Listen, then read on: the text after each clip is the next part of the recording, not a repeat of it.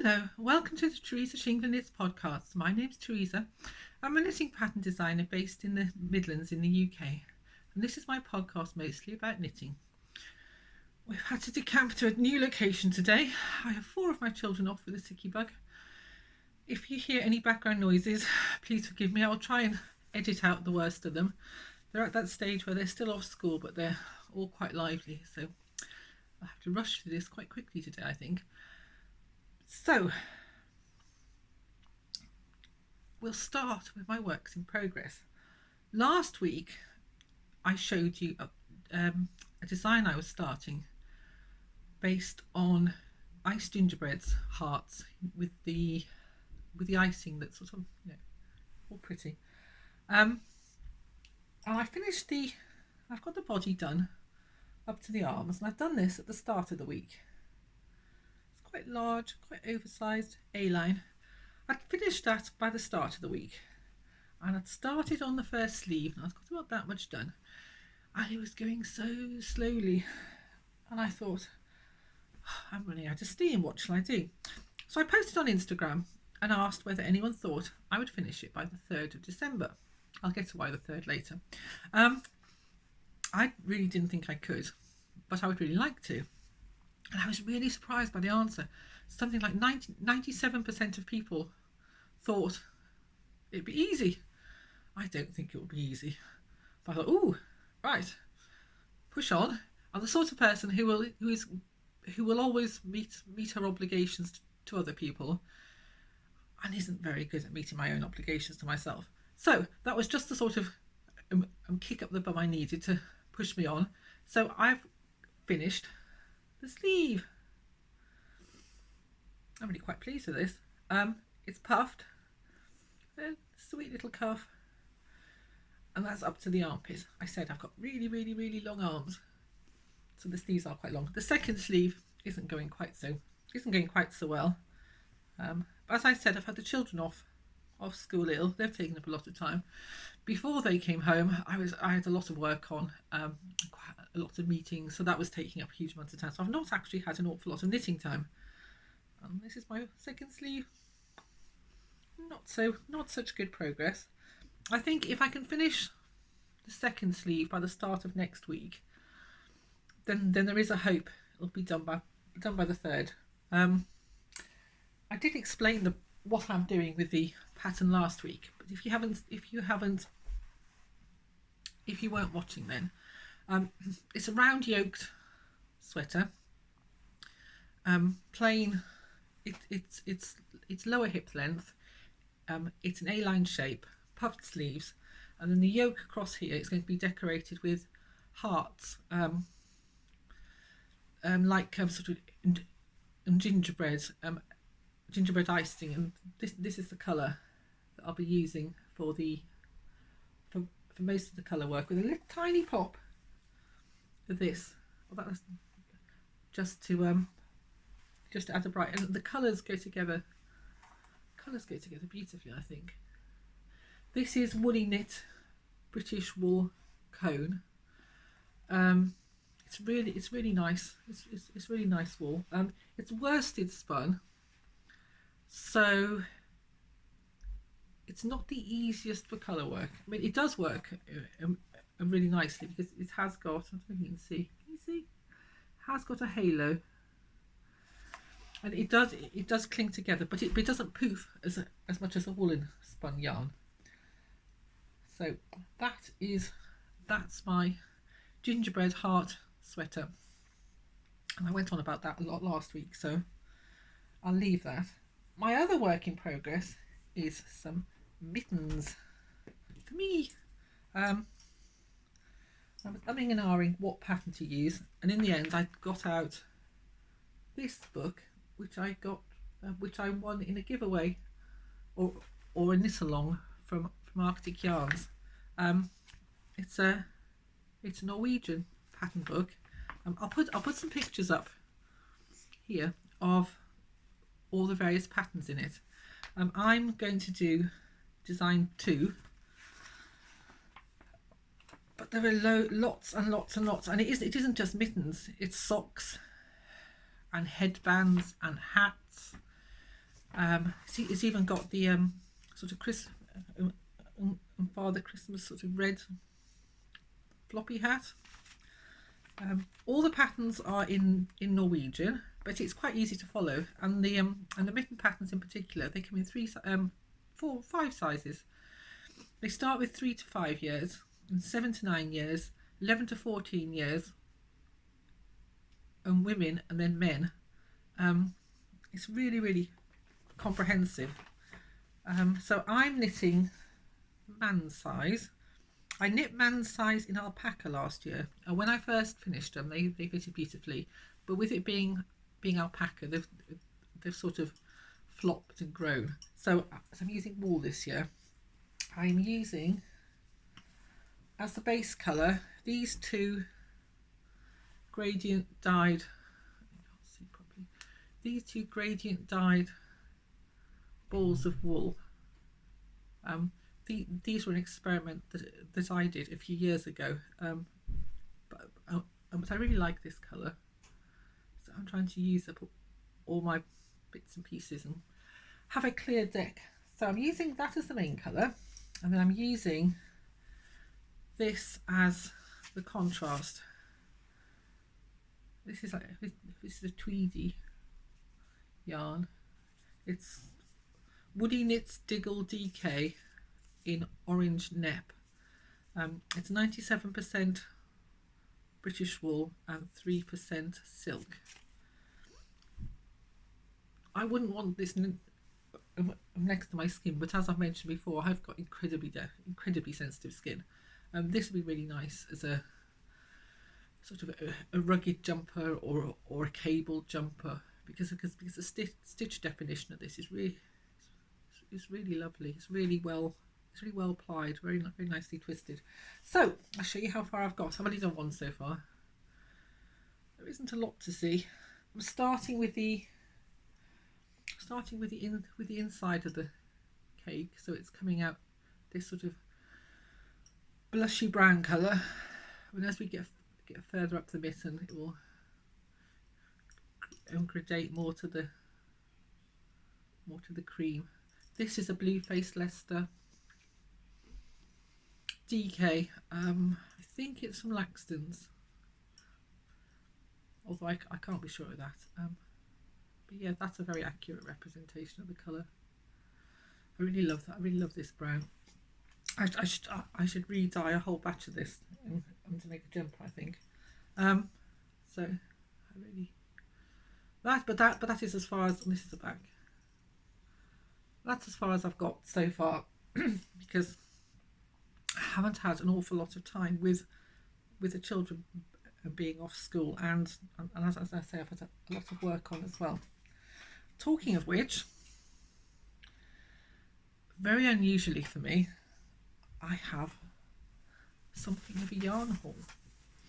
Now, this is yarn that I've been sent because I'm doing a design to be published in a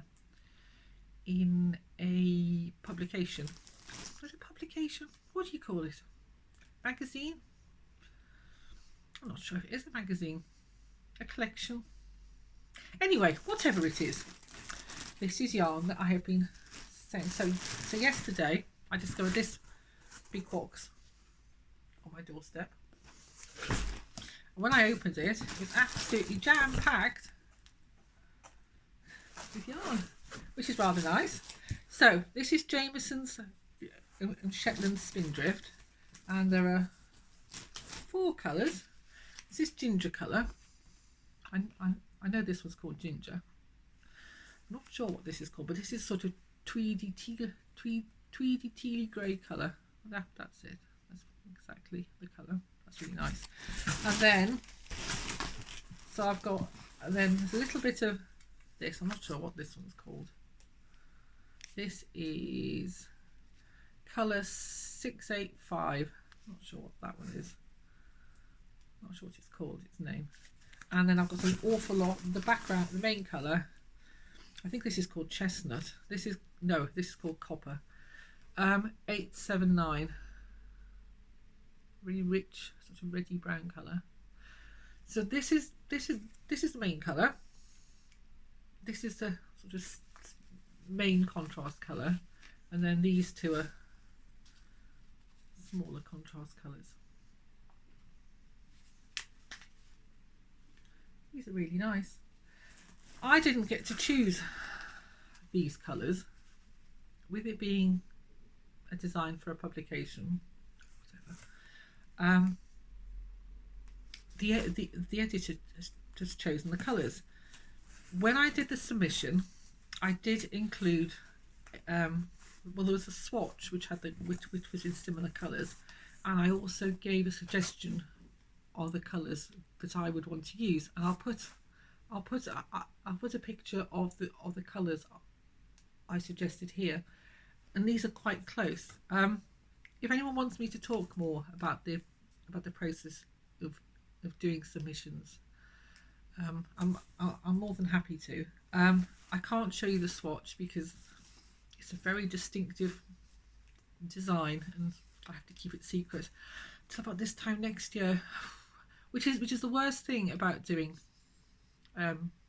designs for magazines and publications and collections, is that I knit them now, and they get sent off, and I can't say anything about them, and then by the time they come out, it's like ooh, I'd almost forgotten about that, which is always a bit of a shame. Yeah, so I'll be doing an awful lot of swatching and an awful lot of wool. Any I have left over, I have to send back with the actual sample, with the actual knitted sample. So yeah, a bit of a shame really. It's really, I haven't used Jameson's before. I've used Jameson and Smith. I haven't used Shetland Spindrift before. So it'd be really interesting to see whether I see any difference between the two. I've been saying that this is interchangeable with the woolly knit cones, and I thought it'd probably be good to show now. Now, they are both fingering weight, and they're both British wool, but the woolly knit is worsted spun, and the spindrift is woolen spun. And you can see when I hold them together over my finger that the spindrift, the woolen spun, does look thicker and fuller than the worsted spun. And feeling them, the worsted spun yarn is much less grippy than the woolen spun. And I have found when knitting the woolly knits yarn that if I drop a stitch, it will run really quite quickly. So I don't think I would want to use that for steeking. I'd be worried about it pulling apart at the steek. I mean, it could be reinforced with a sewing machine, and I'm sure that it'd be fine. But I don't think I would want to do so otherwise. In other news, talking of published designs coming out a long time after they've been knit, I have a new design out this week in Wool Studio Volume 10. It's a Barbican cardigan. I'll put pictures up. I knit this sample and wrote the pattern at the start of the year when the UK was in lockdown and the children were all home from school, and it was incredibly difficult. It was incredibly difficult to be able to find the time with doing their home learning in the daytime, to find the time to be able to work. So I was working at night, the weekends, and in the margins of time. And it's really funny because I don't remember it incredibly clearly. And I'd had the idea for this Barbican cardigan months before I actually knit it. And it's based on the Barbican Centre in London. I have a real fascination with brutalist architecture. Growing up, there was an awful lot of it. I lived in North Wales, and there was quite a lot of it about. And then I went to university in Aberystwyth, and much of the campus there did comprise of really very good brutalist architecture. And I got a real love for it. And it's always sat at the back at the back of my mind.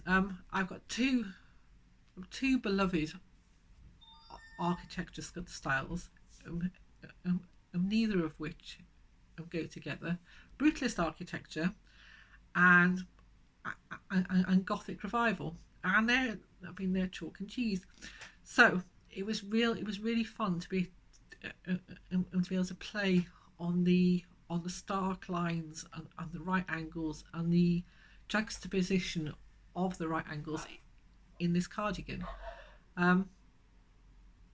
But the actual process of knitting it, I do remember that I knit it up to the underarms, and I thought this is a bit long, and I checked my gauge, and because the yarn I was working on was incredibly silky, the gauge had changed between my swatch and the finished article, and I had to pull it all the way back down to the hem and re-knit it. Oh, it was heartbreaking.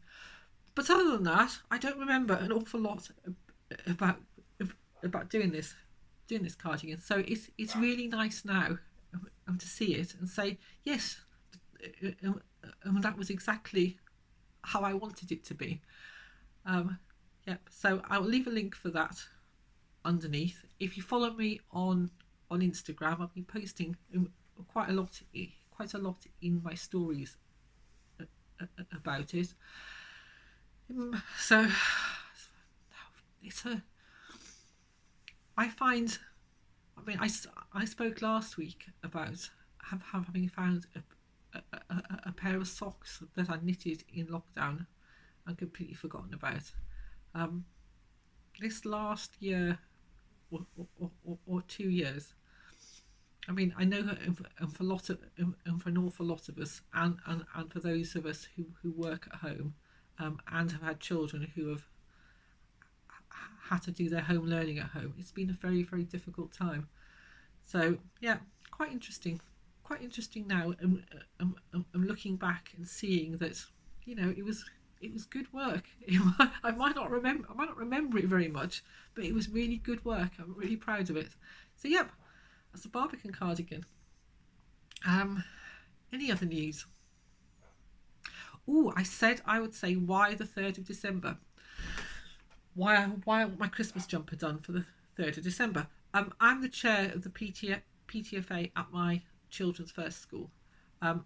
And of the week, the 3rd of December is a Friday, and in that week, and we can't do a Christmas fair this year, so we're having a used Christmas jumper sale and a raffle. It's going to be quite a busy week, but on the Friday we will be counting money and labelling raffle tickets, and I'll be at school for at least the morning.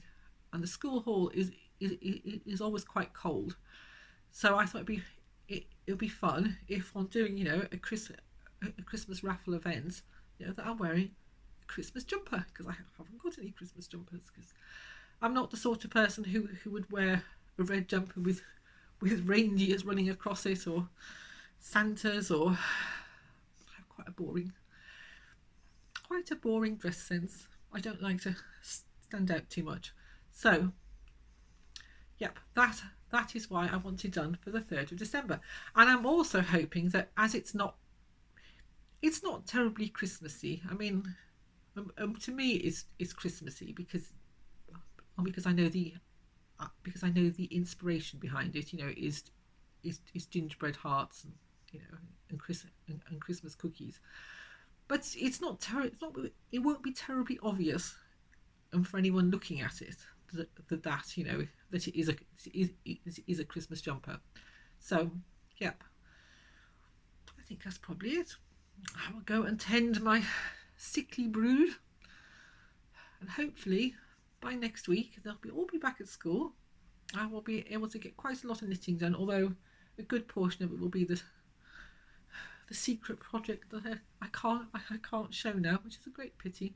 But hopefully I'll have something interesting to show. Thank you for joining me this week. I'll put all the yarn links and what have you underneath. Hope you have a good weekend. Bye.